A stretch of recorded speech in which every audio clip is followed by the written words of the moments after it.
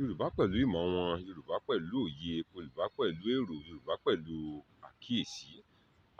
Ìran Yorùbá jẹ́ ìran tí ó máa ń ṣe àkíyèsí ohun gbogbo tí ó bá ń ṣẹlẹ̀ ní irúfẹ́ àsìkò kọ̀ọ̀kan.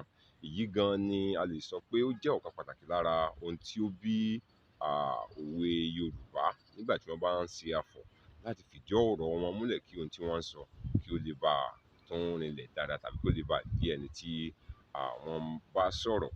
Akínọlá Ọlámídé lèmi ń jẹ́, bàbá mi ní ń jẹ́ Abíóyè.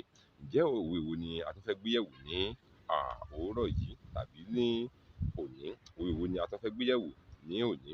Yorùbá kan ló sọ wípé ẹni tó kú sóko laní kò kú dáa, ẹni tó rùkú ẹ̀ ó tún rùkú kọjá ilé.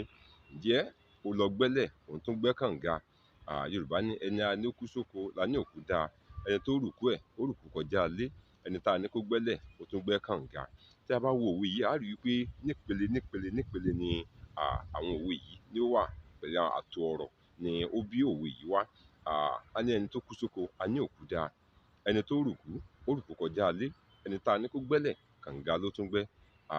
Nígbà tí ọ̀rọ̀ bá polúkúrúmuṣu tí ó dàbí ìgbà wípé bí a ṣe ń wọ́nà àbáyọ sí ìṣòro kan ni a tún bọ́ sínú ìṣòro míì.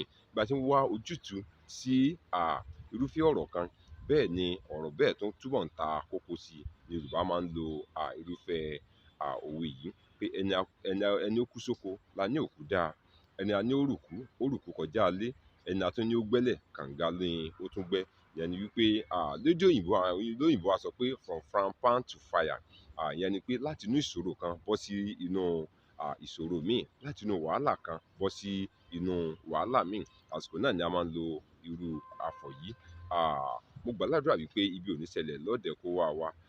Ibi ò ní kàn wá, kò ní kàn ran wa. Ẹni tí ibi ó kàn tí ó kàn wá, Olódùmarè ọba mi ò ní jẹ́ kó kàn án. Ibi tá gbé péréte mọ́ nù fún tòní. Akínọlá Ọlámídé lèmi ń jẹ́, bàbá mi ní ń jẹ́ Abíóyè. Ẹ subscribe sí YouTube channel mi, Ọlámídé Ọlábàtà, kí a lè bá gbádùn ara wa dọ́ba. Ọ̀kan òjọ̀kan òwe, ọ̀kan òjọ̀kan ọ̀rọ̀, ọ̀kan òjọ̀kan ọ̀nà èdè Yorùbá, léyìí tó pani lẹ́rìn-ín, léyìí tó mọ́gbọ́n wá, léyìí tó kọ́ni lọ́gbọ́n, òní ẹ ó bá pàdé ńbẹ̀.